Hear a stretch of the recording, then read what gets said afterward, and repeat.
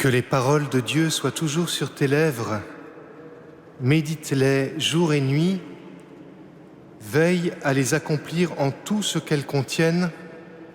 Alors ta vie prendra sens et valeur. Au nom du Père et du Fils et du Saint-Esprit, le Seigneur soit avec vous. Bienvenue à vous qui êtes dans la cathédrale, bienvenue aussi aux téléspectateurs de KTO qui s'unissent à cette messe. Aujourd'hui, l'Église fête Saint Jérôme, un caractère de feu qui, après avoir beaucoup tempêté et beaucoup manœuvré, disons, dans l'Église, tout à coup a pris la décision extraordinaire de partir en Terre Sainte où il est resté 40 ans à traduire toute la Bible en latin, grâce à quoi l'Église d'Occident a eu un texte certifié pendant un millénaire et demi. Ce grand exégète, ce prêtre ardent nous apprend qu'il nous aide à écouter la parole qu'il a tant aimée, qu'il nous aide surtout à reconnaître nos péchés quand nous sommes infidèles à cette parole.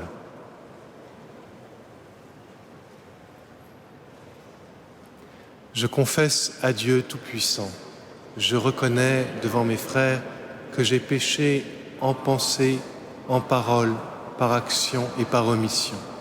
Oui, j'ai vraiment péché, c'est pourquoi je supplie la Vierge Marie, les anges, tous les saints, et vous aussi mes frères, de prier pour moi le Seigneur notre Dieu. Que Dieu notre Père nous fasse miséricorde, qu'il nous pardonne nos péchés et nous conduise à la vie éternelle.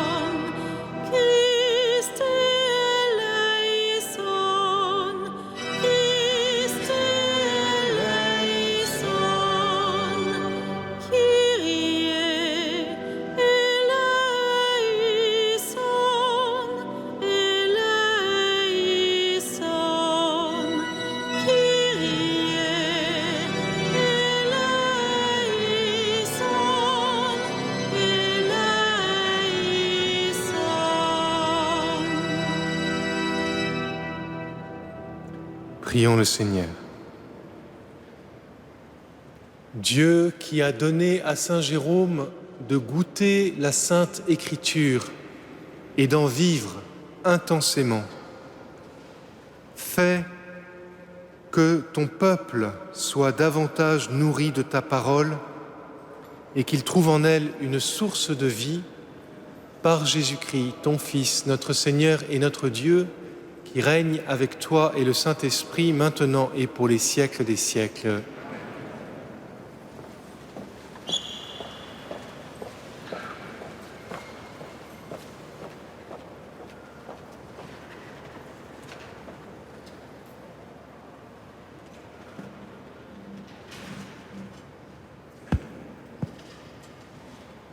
Lecture du livre de Job. Le Seigneur s'adressa à Job du milieu de la tempête et dit : « As-tu une seule fois dans ta vie donné des ordres au matin, assigné son poste à l'aurore, pour qu'elle saisisse la terre aux quatre coins et en secoue les méchants ? La terre alors prend forme comme argile sous le sceau et se déploie tel un vêtement. Aux méchants est enlevée la lumière, et le bras qui se levait est brisé. Es-tu parvenu jusqu'aux sources de la mer ? As-tu circulé au fond de l'abîme ? Les portes de la mort se sont-elles montrées à toi ? Les as-tu vues, les portes de l'ombre de mort ? As-tu réfléchi à l'immensité de la terre ? Raconte si tu sais tout cela. Quel chemin mène à la demeure de la lumière? Et l'obscurité, quel est son lieu? Pour que tu conduises chacun à son domaine et discernes les sentiers de sa maison.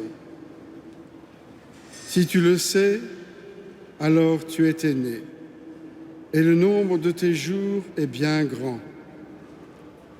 Job s'adressa au Seigneur et dit: Moi qui suis si peu de choses, que pourrais-je te répliquer?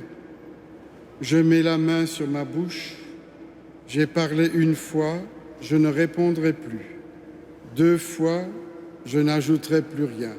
Parole du Seigneur.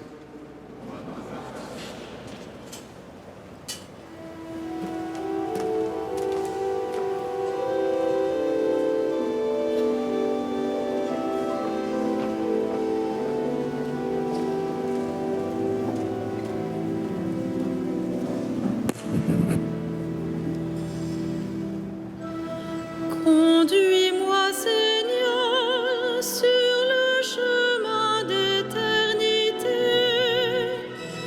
Conduis-moi, Seigneur, sur le chemin d'éternité. Tu me scrutes, Seigneur, et tu sais quand je m'assois, quand je me lève. De très loin, tu pénètres mes pensées. Que je marche ou me repose, tu le vois. Tous mes chemins te sont familiers. Conduis-moi, Seigneur, sur le chemin d'éternité. Où donc aller loin de ton souffle? Ou m'enfuir loin de ta face? Je gravis les cieux, tu es là. Je descends chez les morts et te voici. Conduis-moi, Seigneur, sur le chemin d'éternité. Je prends les ailes de l'aurore et me pose au-delà des mers. Même là, ta main me conduit, ta main droite me saisit. Conduis-moi, Seigneur, sur le chemin d'éternité. C'est toi qui as créé mes reins, qui m'as tissé dans le sein de ma mère. Je reconnais devant toi le prodige, l'être étonnant que je suis. Conduis-moi, Seigneur, sur le chemin d'éternité.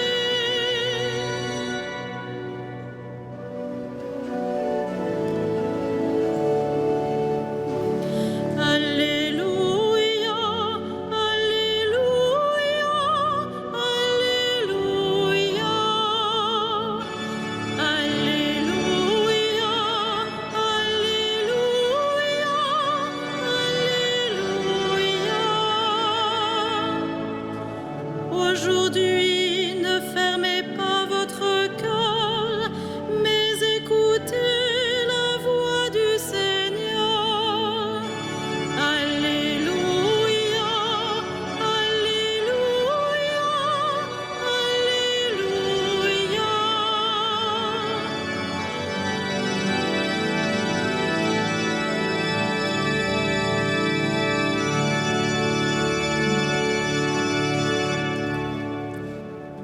Le Seigneur soit avec vous. Évangile de Jésus-Christ selon saint Luc. En ce temps-là, Jésus disait: Malheureux es-tu, Chorazine. Malheureux es-tu, Bethsaïde. Car si les miracles qui ont eu lieu chez vous avaient eu lieu à Tyr et à Sidon, et il y a longtemps que leurs habitants auraient fait pénitence avec le sac et la cendre. D'ailleurs, Tyr et Sidon seront mieux traités que vous lors du jugement. Et toi, Capharnaüm, Seras-tu élevé jusqu'au ciel? Non, jusqu'au séjour des morts tu descendras. Celui qui vous écoute m'écoute. Celui qui vous rejette me rejette. Et celui qui me rejette rejette celui qui m'a envoyé. Acclamons la parole de Dieu. Louange à toi, Seigneur Jésus.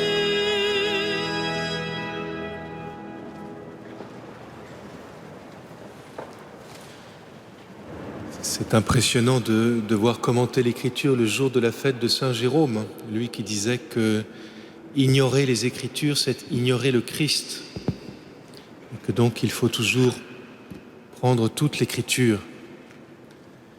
Et peut-être justement aujourd'hui, la première lecture peut-elle nous donner un éclairage qui nous permettra de méditer sur l'Évangile. Cette première lecture, cet extrait du livre de Job que nous avons entendu, est un texte magnifique qui déploie la splendeur de l'univers sous nos yeux. Et ça fait des dizaines de chapitres, des centaines de pages que Job se plaint et hurle sa souffrance. Et voici qu'il lui est dit « Regarde le monde, c'est tellement grand, c'est tellement beau, ça te dépasse, alors écrase-toi. » Et il s'écrase. Alors, ça a l'air très simple, sauf que nous sentons qu'il y a quelque chose qui ne va pas. C'est-à-dire, d'abord, bien sûr, le monde est grand et le monde est beau. Quand nous ouvrons le catéchisme de l'Église catholique, dans les toutes premières pages, on nous dit que c'est la première manière dont Dieu se révèle aux hommes, c'est par la beauté de l'univers. Mais si, justement, il se révèle par la beauté de l'univers, c'est pour nous rejoindre, c'est pas pour nous faire taire. Et puis, depuis le début du livre de Job, les amis de Job, qui ont toutes les bonnes réponses théologiques, lui disent ça, lui disent « Le monde est grand, le monde est beau, tout ça te dépasse, tais-toi. » Et Job dit « Non, non, non, je souffre, j'ai droit qu'on me réponde, je ne me tairai pas. » Et voilà qu'ici, apparemment, il se tait. Qu'est-ce qui a changé? Peut-être que le discours qui lui est tenu est encore plus beau que les précédents, mais surtout la différence, c'est que ce ne sont plus les amis bien-pensants qui lui tiennent le discours, c'est Dieu lui-même. Le Seigneur s'adressa à Job du milieu de la tempête et lui dit, c'est le Seigneur qui parle. Autrement dit, bien sûr, l'univers est grand, nous dépasse, est plein de merveilles que nous n'arriverons jamais à recenser complètement,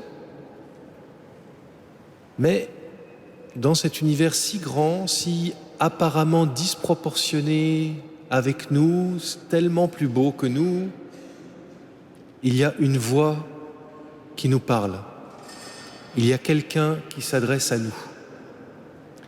Et quand nous comprenons cela, nous comprenons que ce passage du livre de Job, ce n'est pas Job qui s'écrase, comme je le disais tout à l'heure, avec inexactitude, mais Job fait silence pour écouter davantage cette voix.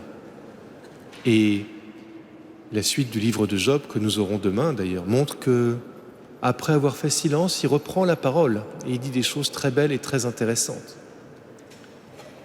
Donc, on pourrait dire qu'il y a cette première manière dont Dieu s'adresse à nous, par la grandeur du monde, par la splendeur de l'univers.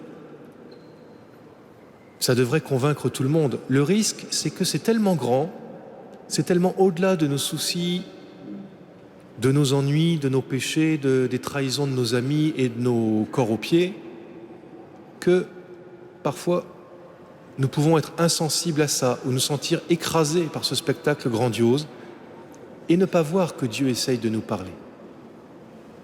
Et Dieu le sait. Et donc Dieu, après avoir créé le monde, déployé tout l'univers pour essayer de nous dire « Regarde », s'y prend aussi d'une autre manière, s'y prend d'une manière, on pourrait dire, inverse. Comme le déploiement du cosmos, tu ne le regardes pas, nous dit-il, eh bien, je vais venir te parler personnellement. Et humblement, modestement. On pourrait dire que cette fois, passez-moi l'expression, cette fois-ci, c'est Dieu qui s'écrase et qui vient jusqu'à nous, sous des apparences très, très, très modestes, par des messagers souvent très indignes. Nous avons entendu Jésus dans l'Évangile. Qui vous écoute m'écoute, qui vous rejette me rejette. À qui il dit ça? Il dit ça à quelques patrons pêcheurs. Quelques-uns sont des ambitieux. Il y a un traître dans le lot. C'est pas absolument extraordinaire comme délégation. Et pourtant, il veut passer par eux. Celui qui vous écoute m'écoute. Celui qui vous rejette me rejette. Et ainsi, Dieu, pour nous rejoindre, envoie des personnes bien concrètes, si j'ose dire, à notre niveau, pour que, à travers elles, nous puissions l'entendre lui, pour que, à travers elles, nous puissions reconnaître sa présence à lui. Peut-être que ces personnes ne sont pas toutes très aimables, mais lui nous aime. Peut-être que ces personnes ne sont pas toutes parfaites, mais lui veut nous faire grandir. Et c'est le reproche de Jésus à Chorazine et Bethsaïde. J'ai fait tellement de choses pour vous, je suis venu vous trouver, j'ai même fait des miracles, et même là, vous refusez d'écouter. Alors, si on refuse de regarder le cosmos, si on refuse d'écouter les gens, si on refuse toujours, on n'a plus d'excuses. Mais vous voyez que, et je termine par là, ceci nous révèle en même temps quelle est la vocation de l'Église. L'Église, les baptisés, ce ne sont pas des gens extraordinaires, parfaits, super performants. Ce sont des gens, avec toutes leurs limites et toutes leurs qualités, à qui Dieu a donné sa vie. Et à chacun de nous, Dieu dit, quand on vous écoutera, on m'écoutera. Et quand on vous rejettera, alors que vous essayez de parler en mon nom, eh bien c'est moi qu'on rejettera. Et si on me rejette, on rejette celui qui m'envoie. On rejette Dieu lui-même. Donc, les baptisés, les chrétiens, ce sont ceux qui, avec toutes leurs limites, parlent pour Dieu, manifestent la présence de Dieu, doivent rejoindre les hommes et les femmes, eux aussi très limités, de notre époque, en disant « Tu te crois nul, Dieu t'aime. Tu te crois écrasé par l'univers, Dieu s'intéresse à toi. Tu te crois insuffisant et abandonné, Dieu m'envoie. Et nous pouvons nous aider, et nous pouvons peut-être même nous aimer, et nous pouvons nous entraider. Mais qu'est-ce que ça rapporte? Mais pour rien, parce que Dieu m'envoie et que tu en vaux la peine. » Les chrétiens sont ceux qui sont chargés de porter cette espérance aux autres, et ils le peuvent parce que Dieu se donne à eux sans cesse. Dans les sacrements, dans la prière, à travers les frères. Encore aujourd'hui, en cette fête de Saint Jérôme, Dieu vient nous rejoindre au cours de cette messe. Dieu se donne à nous. Demandons-lui de pouvoir l'accueillir pour pouvoir mieux le porter aux autres, pour pouvoir mieux transmettre sa parole et pour pouvoir davantage témoigner de sa présence. Amen.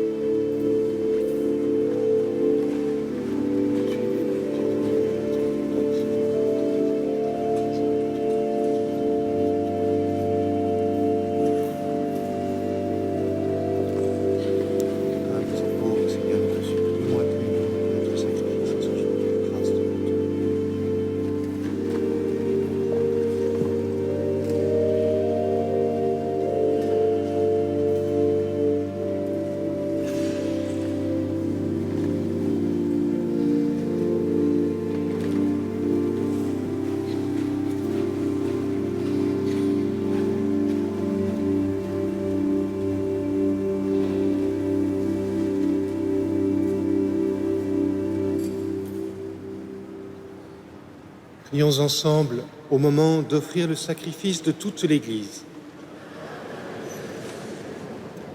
Permets, Seigneur notre Dieu, qu'après avoir accueilli ta parole en nos cœurs, à l'exemple de Saint Jérôme, nous mettions plus d'empressement à t'offrir le sacrifice du salut par Jésus, le Christ, notre Seigneur.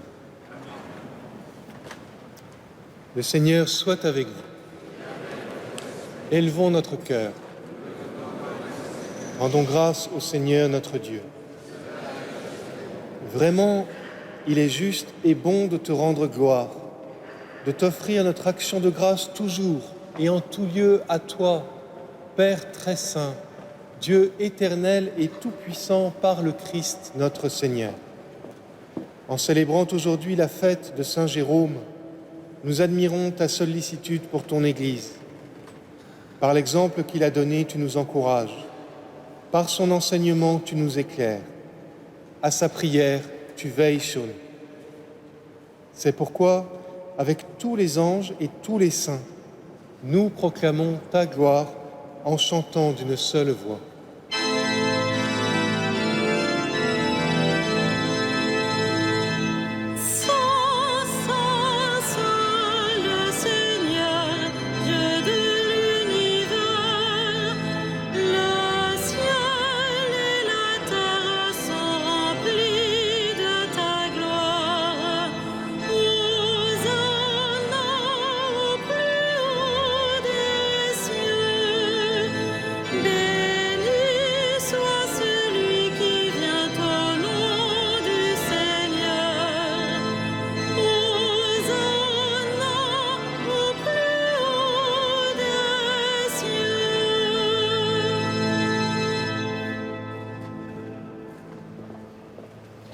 Tu es vraiment saint, Dieu de l'univers, et toute la création proclame ta louange.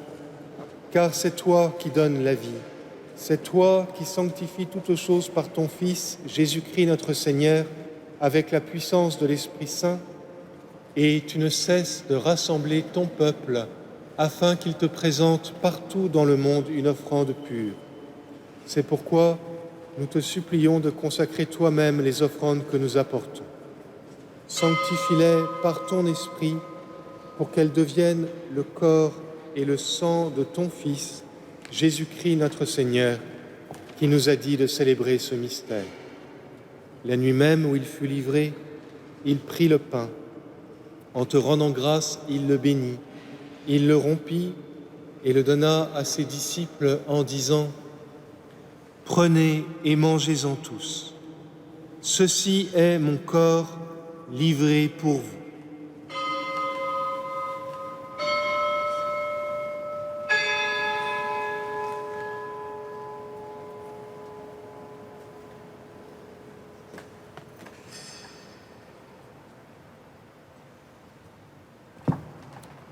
De même, à la fin du repas, il prit la coupe, en te rendant grâce, il la bénit et la donna à ses disciples en disant « Prenez et buvez-en tous, car ceci est la coupe de mon sang, le sang de l'alliance nouvelle et éternelle qui sera versé pour vous et pour la multitude en rémission des péchés.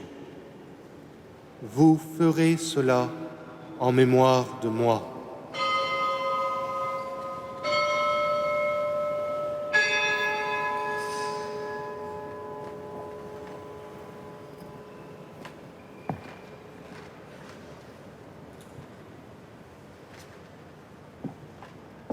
Il est grand le mystère de la foi. Nous proclamons ta mort, Seigneur Jésus. Nous célébrons ta résurrection. Nous attendons ta venue dans la gloire. En faisant mémoire de ton Fils, de sa passion qui nous sauve, de sa glorieuse résurrection et de son ascension dans le ciel, alors que nous attendons son dernier avènement, nous présentons cette offrande vivante et sainte pour te rendre grâce. Regarde, Seigneur, le sacrifice de ton Église et daigne y reconnaître celui de ton Fils qui nous a rétablis dans ton alliance. Quand nous serons nourris de son corps et de son sang et remplis de l'Esprit Saint, accorde-nous d'être un seul corps et un seul esprit dans le Christ, que l'Esprit Saint fasse de nous une éternelle offrande à ta gloire, pour que nous obtenions un jour les biens du monde à venir. Auprès de la Vierge Marie, la bienheureuse Mère de Dieu, de Saint Joseph, son époux, avec les apôtres, les martyrs, Saint Jérôme et tous les saints qui ne cessent d'intercéder pour nous. Maintenant, nous te supplions, Seigneur, par le sacrifice qui nous réconcilie avec toi, étends au monde entier le salut et la paix, affermis la foi et la charité de ton Église au long de son chemin sur la terre. Veille sur ton serviteur, le pape François et notre évêque André, l'ensemble des évêques, les prêtres, les diacres et tout le peuple des rachetés. Écoute les prières de ta famille, assemblée devant toi, et ramène à toi, Père très aimant, tous tes enfants dispersés. Pour nos frères défunts, pour les hommes qui ont déjà quitté ce monde et dont tu connais la droiture, nous te prions. Reçois-les dans ton royaume, où nous espérons être comblés de ta gloire, tous ensemble et pour l'éternité, par le Christ notre Seigneur, par qui tu donnes au monde toute grâce et tout bien. Par lui, avec lui et en lui, à toi, Dieu le Père Tout-Puissant, dans l'unité du Saint-Esprit, tout honneur et toute gloire pour les siècles des siècles. Amen.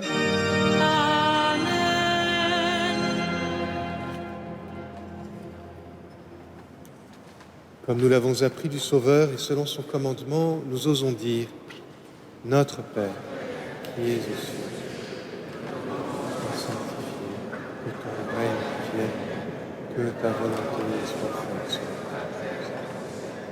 Pardonne-nous nos offenses, comme nous pardonnons aussi à ceux qui nous ont offensés.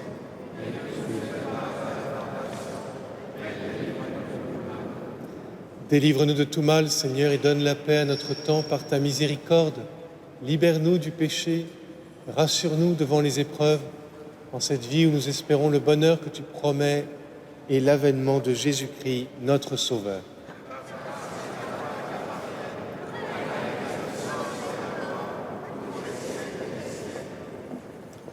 Seigneur Jésus-Christ, tu as dit à tes apôtres, je vous laisse la paix, je vous donne ma paix. Ne regarde pas nos péchés, mais la foi de ton Église, pour que ta volonté s'accomplisse. Donne-lui toujours cette paix et conduis-la vers l'unité parfaite, toi qui règnes pour les siècles des siècles. Que la paix du Seigneur soit toujours avec vous. Dans la charité du Christ, donnez-vous sa paix.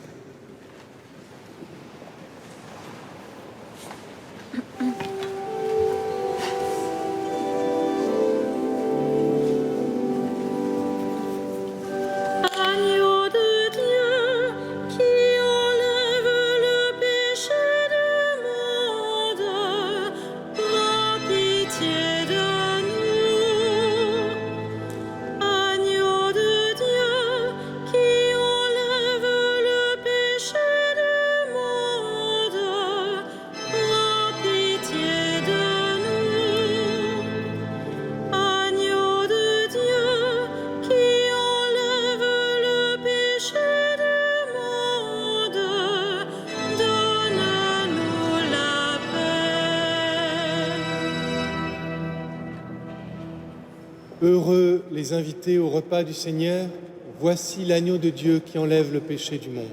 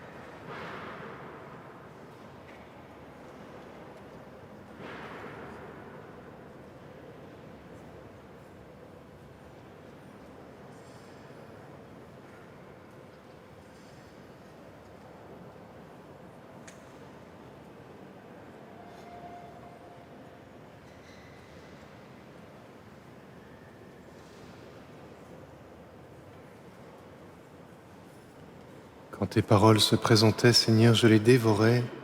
Ta parole faisait mes délices et la joie de mon cœur. Prions encore.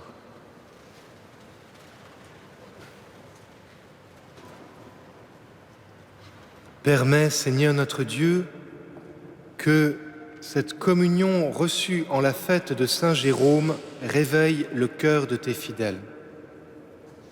Attentifs aux enseignements de l'Écriture, ils verront quel chemin il faut suivre et en le suivant, ils parviendront à la vie éternelle par Jésus, le Christ, notre Seigneur. Le Seigneur soit avec vous. Que Dieu Tout-Puissant vous bénisse, le Père, le Fils et le Saint-Esprit. Allez dans la paix du Christ.